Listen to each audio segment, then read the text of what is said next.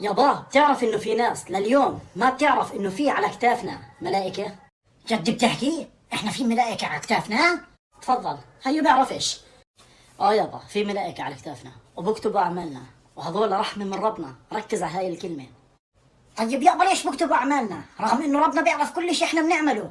صحيح يابا، ربنا عارف كل شيء بنعمله وشايف كل شيء بنعمله، بس حط هاي الملائكة لأسباب. شو هي الاسباب؟ حتى ما يكون لك حجة.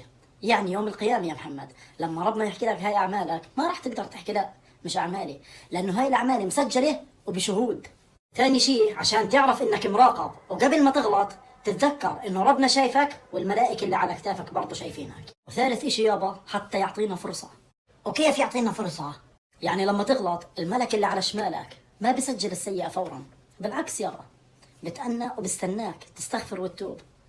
أما لما تعمل حسنة الملك اللي على يمينك فورا بسجلها. عرفت يابا ليش حكيت لك هذول رحمة من ربنا؟